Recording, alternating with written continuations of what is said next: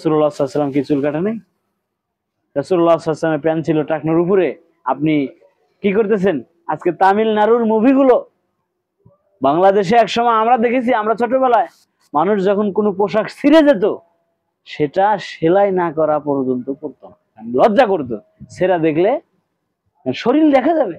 আর এখন তামিলনাড়ুর যে মুভিগুলো, আমি যেটা বলেছি উসওয়াতুন হাসানা, আমাদের দেশের আলেমরা জাতির উসওয়াতুন হাসানা হতে পারে নাই, তামিলনাড়ুর মুভির নায়কেরা বাংলাদেশের মুসলমানের উসওয়াতুন হাসানা হয়ে গেছে। সেটা কিভাবে? দেখবেন যে হাঁটুর এখানে ছেঁড়া, উরুর এখানে ছেঁড়া, এগুলো কাদের পোশাক? তামিলনাড়ু মুভি, এই সমস্ত নায়ক নায়িকাদের পোশাক। এগুলো এখন আমাদের যুবকদের কি হয়ে গেছে? উসওয়াতুন হাসানা হয়ে গেছে। তাহলে এটাই হচ্ছে কলোনিয়াল মাইন্ডসেট। তাহলে এই দেশের আলেমরা ব্যর্থ কোথায়?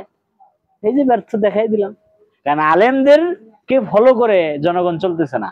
কারণ একজন আলেম কিন্তু মিথ্যা কথা বলে না, গালি দেয় না, খারাপ কথা বলে না, হ্যাঁ, তার স্ত্রী পর্দায় চলে, তার প্যান্ট টাকনোর উপরে, তিনি দাড়ি রাখে। আমাদের দেশের দাড়ি যদি আপনি রাখেন, এটা কি আলেমকে অনুসরণ করতে হবে না?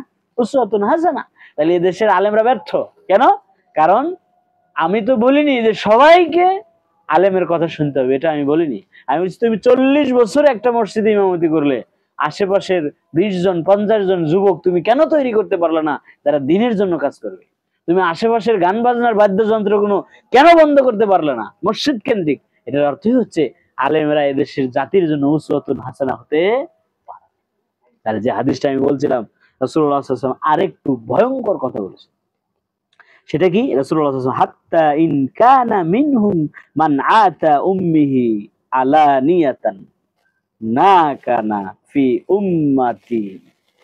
ইহুদি খ্রিস্টানেরা যদি তার মায়ের সাথে জেনা করে, নাউযুবিল্লাহ, আস্তাগফিরুল্লাহ, লা হাওলা ওয়ালা কুওয়াতা, কত ভয়ঙ্কর কথা! এই কথা কি পৃথিবীতে রাখার কোনো জায়গা আছে? রাসূলুল্লাহ সাল্লাল্লাহু আলাইহি ওয়াসাল্লাম এই কথাই বলতেছেন। সেটা কি? ইহুদি খ্রিস্টানরা যদি তার মায়ের সাথে জেনা করে, আমার উম্মত কি করবে? তার মায়ের সাথে জেনা করবে। এখন এই হাদিসটাও আমি বুঝতাম না যে এত ভয়ঙ্কর কথা রাসূলুল্লাহ সাল্লাল্লাহু আলাইহি ওয়াসাল্লাম বললেন। তো কিভাবে বললেন? তা আমি 2টা আয়াত এবং 2টা হাদিস বলে আমি এই কথাটার আপনাদেরকে আমি সারমর্ম দেব। এটা বলে আমি আমার আলোচনা শেষ করব। সেটা হচ্ছে কি, আল্লাহ সুবহানাহু ওয়া তাআলা সূরাতুল বাকারা 275 নম্বর আয়াতে বলছে, ওয়া হাল্লাল্লাহুল বায়া ওয়া হাররামার রিবা। আল্লাহ ব্যবসাকে কি করেছেন?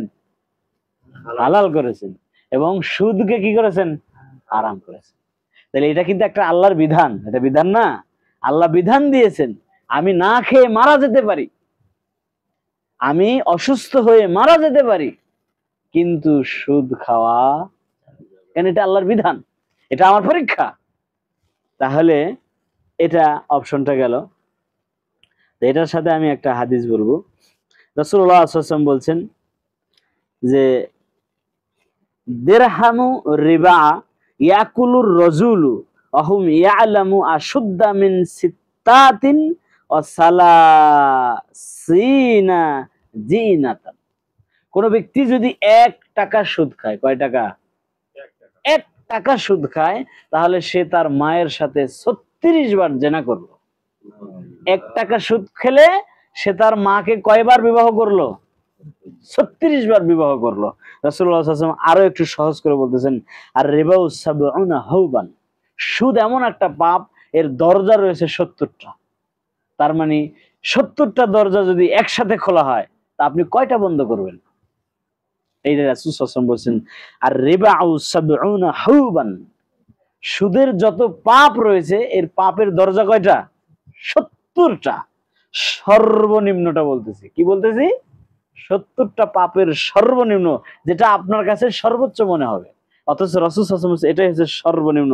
আইসারুহা, সবচেয়ে সহজ যেটা, আন ইয়ানকাহা, সে যেন নিকাহ করলো, রাজুলু উম্মাহু, সে তার মাকে নিকাহ করলো, বিবাহ করলো। আস্তাগফিরুল্লাহ, আস্তাগফিরুল্লাহ। তাহলে আজকে গোটা পৃথিবীতে সুদ ভিত্তিক অর্থনীতি ছড়িয়েছে কারা? বনী ইসরাইল জাতি, ইহুদিরা। আর গোটা পৃথিবীর মানুষ এখন এই সুদের সাথে জড়িত। তাহলে দেখেন, আমরা মাতার সাথে বাস্তবিক জেনা না করলেও রাসূল সাল্লাল্লাহু আলাইহি ওয়াসাল্লাম যে ভাষাটা বুঝিয়েছেন, সেটা কি? সুদের মাধ্যমে মানুষ কি করবে? তার মায়ের সাথে। তাহলে আজকে বাংলাদেশে আমরা প্রত্যক্ষ এবং পরোক্ষভাবে কেউ কিন্তু সুদ থেকে বিরত নেই। কেন? আর বাংলাদেশে মুসলমানের হাতে কোনো অর্থনীতি আছে? একটা গরিব মানুষ যদি বিপদে পড়ে ও কি করে? কিস্তি তুলে, ব্যাংক থেকে লোন তুলে। কিন্তু মসজিদ কেন্দ্রিক যদি এদেশের আলেমেরা, কারণ মানুষের তো টাকার প্রয়োজন, তো সুদের বিপরীত কি? কর্জে হাসানা। এটা কিন্তু বুঝতে হবে, সুদের বিপরীত কি? কর্জে হাসানা। তাহলে আপনাকে কি করতে হবে? কর্জে হাসানা ভিত্তিক সিস্টেম যদি চালু করা যায়, তাহলে আমরা এই কলোনিয়াল মাইন্ড সেট আপ যাতে ইহুদি খ্রিস্টানদের এই সুদী ব্যবস্থা থেকে কি করতে পারবো? বের হতে পারবো। তো আমি আরেকটা আয়াত বলি, যে আয়াতটা দিয়ে আমি বোঝাতে পারবো যে মুহাম্মদ সাল্লাল্লাহু আলাইহি ওয়াসাল্লামের কথাটা কতটা বাস্তব। আল্লাহ তাআলা বলতেছেন, ইয়া আইয়ুহাল্লাযিনা আমানু ইন্নামাল খামরা, নিশ্চয় মুসলিম ইমানদার ব্যক্তির জন্য নেশাদার দ্রব্য কি করা হয়েছে? হারাম করা হয়েছে। এখন অনেকেই নেশাদার দ্রব্য বলতে বিড়ি, তামাক, জর্দাকে কিন্তু নেশাদার দ্রব্য মনে করে। এটার একটা সহজ ব্যাখ্যা দিই আমি, যেটা সূরাতুল আরাফের 157 নম্বর আয়াতে আল্লাহ তাআলা বলতেছে যে আল্লাহ তাআলা পবিত্র বস্তুকে হালাল করেছে, ও হাররামাল খাবিসা, এবং যত অপবিত্র খবিস যত খাবার রয়েছে এগুলো কি করা হয়েছে? হারাম করা হয়েছে। এটা আমরা একটু বুঝি। পবিত্র, আপনি এক গ্লাস পানি খাবেন, এটা কি পবিত্র না? এই গ্লাসের ভিতরে যদি এক মুঠ বালু বা কোনো থুতু বা কফ বা কোনো ময়লা দেওয়া হয়, তাহলে কি এই পানিটা খাওয়া যাবে? আচ্ছা বলেন তো, পানিটা কি হারাম? পানিটা হারাম না, কিন্তু তৈয়ব না, পানিটা খাওয়ার উপযোগী। তাহলে এটা গেল কি? তৈয়ব। আর একটা আসতেছে কি? খবিসাত। খবিসাত এটা যত মনে করেন যে আপনার বড় বড় যারা বিশেষজ্ঞ রয়েছে, যারা মানুষের শরীরের দেহ বিশেষজ্ঞ, এনারা বলতেছে যে বিড়ি, তামাক, জর্দা এটা হচ্ছে খবিসাত, এটা মানুষের জন্য কি? ক্ষতিকারক। তাহলে ডাক্তার যদি এটাকে ক্ষতিকারক বলে, তাহলে এটা আলেমদের ভাষায় কি হবে? হারাম। হারাম হবে না? আর তাহলে এখান থেকে আমরা একটা জিনিস সহজেই বুঝলাম, বিড়ি, তামাক, জর্দা, সিগারেট গুলো, এগুলোর গায়ে কি লেখা থাকে ভাই? ধূমপান স্বাস্থ্যের জন্য ক্ষতিকর না। তাহলে এটা ডাক্তারদের বিশ্লেষণে যদি ক্ষতিকর হয়, তাহলে ইসলামে এই জিনিসটা কি? হারাম। এটা সহজ কথা, কিন্তু এদেশের আলেমরা বলতে পারে না কেন? কারণ এদেশের আলেমেরা উসওয়াতুন হাসানা হতে পারে নাই। কারণ হুজুর যদি জর্দা খায়, জনগণ কি খাবো? বিড়ি খাবো, সিগারেট খাবো, সহজ কথা। আর হুজুর যখন কড়া ভাবে বলবে বিড়ি, তামাক, জর্দা হারাম, তখন জনগণ এটা কি আর খেতে পারবে? পারবে না। আর আমি যেটা বললাম এটার ব্যাপারে আমি আরেকটা হাদিস বলি, সেটা হচ্ছে রাসূলুল্লাহ সাল্লাল্লাহু আলাইহি ওয়াসাল্লাম বলেছে, আও মুসকিরুন হুয়া নাইমুন, যেটা বলা হয়েছে কুল্লু মুশকিরিন হারামুন, যত মুশকির রয়েছে, যত মদ রয়েছে সবই কি? হারাম। এখন এখানে এই কুল্লু বলতে একটা শব্দ আমরা বুঝি, যেমন রাসূলুল্লাহ সাল্লাল্লাহু আলাইহি ওয়াসাল্লামের যুগে কি ছিল? মদ ছিল। কি দিয়ে বানাইতো? কিসমিস, পনির, আঙ্গুর, খেজুর, এগুলো দিয়ে কি হতো? মদ তৈরি করা হতো। আচ্ছা, এখন ফেন্সিডিলকে আপনি কি বলবেন?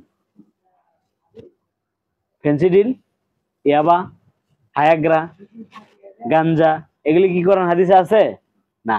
রাসূলুল্লাহ সাল্লাল্লাহু আলাইহি ওয়াসাল্লাম যে শব্দটা বলেছে সেটা হচ্ছে কুল্লু, মানে কিয়ামত পর্যন্ত এটার আপডেট যত নেশাদার তৈরি হবে সবগুলোই কি? হারাম। আর আরেকটা শব্দ এখানে রাসূলুল্লাহ সাল্লাল্লাহু আলাইহি ওয়াসাল্লাম যেটা বুঝিয়েছেন সেটা হচ্ছে মা আসকারা কাসিরুহু ফাকালিলহু হারাম, যা অল্প খেলে বিবেকের ক্ষতি হয়, তার বেশি খাওয়াও কি? হারাম। তো একটা মানুষকে আপনি 5 কেজি জর্দা দেন, তো সারাদিনে যে তুই ভাত খাওয়া বন্ধ, 5 কেজি জর্দা খা, ও কি আর সুস্থ থাকতে পারবে? সুস্থ থাকতে পারবে না। তাহলে যা বেশি খেলে বিবেকের ক্ষতি হয়, তার অল্প খাওয়াও কি? হারাম। এটা সহজ কথা। এরপরে রাসূলুল্লাহ সাল্লাল্লাহু আলাইহি ওয়াসাল্লাম আরেকটু তথ্য দিচ্ছেন এই নেশাদারের ব্যাপারে, সেটা হচ্ছে কি? রাসূলুল্লাহ সাল্লাল্লাহু আলাইহি ওয়াসাল্লাম বলছেন, ইন্নাল্লাহ আযজা ওয়া জাল্লা আহদা, নিশ্চয় আল্লাহ নেশাদার দ্রব্য প্রাণকারীদের সাথে একটা ওয়াদা করেছেন, একটা অঙ্গীকার করেছেন, একটা চুক্তিবদ্ধ। আল্লাহ সুবহানাহু ওয়া তাআলা নিজে নেশাদার দ্রব্য পানকারীর সাথে কি করেছেন? চুক্তিবদ্ধ ওয়াদা। কি ওয়াদা করেছেন? আল্লাহ রাসূল সাল্লাল্লাহু আলাইহি ওয়াসাল্লাম বলতেছেন, সেটা কি? যে লিমান ইয়াশরাবু মুসকিরান ইয়াসকিয়াহু মিন তিনাতে খাবাল। আল্লাহ সুবহানাহু ওয়া তাআলা বিচারের মাঠে তাদেরকে তিনাতে খাবাল খাওয়াবে। এই তিনাতে খাবাল শব্দটা রাসূলুল্লাহ সাল্লাল্লাহু আলাইহি ওয়াসাল্লাম সাহাবায়ে কেরাম বুঝতে পারলেন না। তো সাহাবায়ে কেরাম প্রশ্ন করলো, ক্বাল ইয়া রাসূলুল্লাহ মা তিনাতে খাবাল, আল্লাহ রাসূল তিনাতে খাবালটা কি? রাসূলুল্লাহ সাল্লাল্লাহু আলাইহি ওয়াসাল্লাম কি বললেন দেখেন, আও আরাকু আহলিন নার আও উসারাতু আহলিন নার। তিনাতে খাবালটা হচ্ছে জাহান্নামীদের ঘাম, জাহান্নামীদের রক্ত এবং পুঁজ। আপনারা যারা আমরা ডিভাইন ড্রেনটা চিনেন কিনা, ডিভাইন যে ড্রেন রয়েছে, একটা সুস্থ মানুষকে যদি ওখান থেকে এক গ্লাস পানি তুলে দেন, সে কি সেটা খাবে? না, কখনো খাবে না। আপনি নিজেও ট্রাই করে দেখেন, আপনার বাড়িতেও তো মল আছে, টয়লেটে মল আছে না, ওটা আপনি একটু তোলেন, প্রয়োজনে একটু আতর সুরমা দেন, চিনি মিষ্টি দেন, হ্যাঁ, একটু খাওয়ার চেষ্টা করেন, এক গ্লাস আমি খাই, পারবেন? আপনি খাইতে পারবেন না। অথচ রাসূলুল্লাহ সাল্লাল্লাহু আলাইহি ওয়াসাল্লাম কি বলতেছেন? ভাষাটা কি? আও আরাকু আহলিন নার আও উসারাতু আহলিন নার। যারা বিড়ি তামাক সিগারেট জর্দা গুল খায়, বাংলাদেশে যে সমস্ত লোকেরা খায়, ওদেরকে আপনি ডিভাইন এই গেটের এই নদীর সামনে দাঁড় করিয়ে দেন এবং এক গ্লাস করে পানি দেন, দেখেন খাই কিনা? খাবে না। তাহলে শয়তান তাদেরকে কতটা বোকা বানিয়েছে যে যেই পানি ওটা কিন্তু খাওয়া যাবে, খাওয়া যাবে না? প্রচুর তৃষ্ণার্ত ব্যক্তি এরকম পানি কিন্তু খায়, এটাও কিন্তু খাওয়া যাবে, অথচ সে খাচ্ছে না। অথচ শয়তান তার মস্তিষ্ক এমন ভাবে বোকা বানিয়েছে যে এর চেয়ে জঘন্য পানি সে পান করবে, সেটা পান করার জন্য সে আজকে বিড়ি তামাক সিগারেট জর্দা গুল খাচ্ছে। তাহলে এটা আমি একটা হাদিস বললাম। এরপরে আরেকটা যে বিষয়টা আমি বলবো, এই এই হাদিসের সাথে অ্যাড করে রাসূলুল্লাহ সাল্লাল্লাহু আলাইহি ওয়াসাল্লাম কত সুন্দর করে বলতেছেন, যেটা কি, যেটা ইবনে আব্বাস থেকে বর্ণিত। তিনি বলতেছেন, সামিআতু রাসূলুল্লাহ সাল্লাল্লাহু আলাইহি ওয়াসাল্লাম, আমি আল্লাহ রাসূলকে বলতে শুনেছি। রাসূলুল্লাহ সাল্লাল্লাহু আলাইহি ওয়াসাল্লাম বলছেন আর আমি শুনেছি, একদম হুবহু। সেটা কি বলেছে রাসূল সাল্লাল্লাহু আলাইহি ওয়াসাল্লাম? ইয়াকুলুল খামরু উম্মুল ফাহিশা, নেশাদার দ্রব্য হচ্ছে সকল অশ্লীলতার চাবিকাঠি। যে ব্যক্তি নেশাদার দ্রব্য পান করবে, ওর কাছে আর কোনো পাপ কাজ পাপ মনে হবে না। ও যতই নামাজ পড়ুক, ওটা ওর ওটা এমনিই পড়তেছে, সে নামাজ সবাই পড়ে, তাই আমি পড়তেছি। কিন্তু সে যত অশ্লীল কাজ আছে, দেখবেন যারা বিড়ি তামাক জর্দা গুল খায়, এরা নামাজ পড়ে, কিন্তু প্র্যাকটিক্যালি ওদের বাস্তব জীবনের সাথে আপনি সেট হয়ে দেখবেন ওরা অনেক অশ্লীল কাজের সাথে জড়িত, ওদের কাছে ওগুলো কিছু মনে হয়। তাহলে এরপরে রাসূলুল্লাহ সাল্লাল্লাহু আলাইহি ওয়াসাল্লাম বলেছে, ওয়াল আকবারুল কাবায়ের, এটা হচ্ছে গুনাহের ভিতরে সবচেয়ে বড় গুনাহ। হ্যাঁ, মান শারিবা, যে ব্যক্তি নেশাদার দ্রব্য পান করে, বিড়ি তামাক জর্দা সিগারেট গুল খায়, ওয়াকা আলা উম্মিহি, সে তার মায়ের সাথে জেনা করলো, ও খলাতিহি, সে তার খালার সাথে জেনা করলো, ও আম্মাতিহি, সে তার ফুফুর সাথে জেনা করলো। তাহলে গোটা পৃথিবীর মানুষকে ইহুদি খ্রিস্টানরা এই নেশাদার দ্রব্যের সাথে জড়িয়ে দিয়েছে। কেন? কারণ ওরা জানে। আর রাসূলুল্লাহ সাল্লাল্লাহু আলাইহি ওয়াসাল্লাম যে কথা বললেন, এই দুটো পাপ দিয়ে আমি আপনাদেরকে বুঝালাম যে রাসূল সাল্লাল্লাহু আলাইহি ওয়াসাল্লাম বলেছেন, ইহুদি খ্রিস্টান যদি তার মায়ের সাথে জিনা করে, আমার উম্মত করবে। কিভাবে করবে? এইভাবে করবে। একাছে দেখেন, যত দোকান রয়েছে দাড়ি টুপি আলা, কিন্তু সিগারেট বেচতেছে। এর কারণ কি?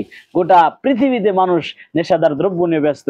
আর আমেরিকায় যান, কোনো ক্রিকেট খেলা নাই, ফুটবল খেলা, যান ইসরায়েলে, কোনো ক্রিকেট খেলা নাই, ফুটবল খেলা নাই, কোনো এরকম টিভি সিনেমা নাই, নাটক নাই, কিচ্ছু নাই। ওরা কি করতেছে? ওরা লেখাপড়া করতেছে, জ্ঞান অর্জন করতেছে, অস্ত্র তৈরি করতেছে। আজকে গোটা পৃথিবী এত দুর্বল কেন?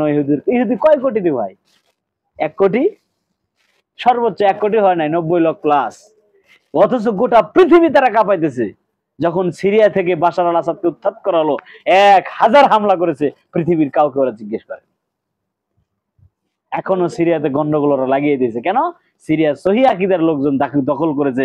অতএব ইরান, ইরাক, এদের ইসরায়েল, ইহুদি, এদের কাজই হচ্ছে মুসলমান। কেন? সিরিয়া যদি মুসলিমরা দখল করতে পারে, আর মিশর যদি দখল করতে পারে, অটো যে কোনো লোক, পাগল, কৃষক, চারাল, মুসি যদি যুদ্ধ করতে যায়, ইহুদিরা পারবে না। এই জন্য ওরা সিরিয়াকে দখল করে রেখেছে, মিশরকে দখল করে রেখেছে। আল্লাহ আমাদেরকে বিষয়টা এই হাদিসের বোঝার তৌফিক দান করে সবাই বলে আমিন। সুবহানাকাল্লাহুম্মা বিহামদিকা, আশহাদু আল্লা ইলাহা ইল্লা আনতা, আস্তাগফিরুকা ওয়া আতুবু ইলাইক।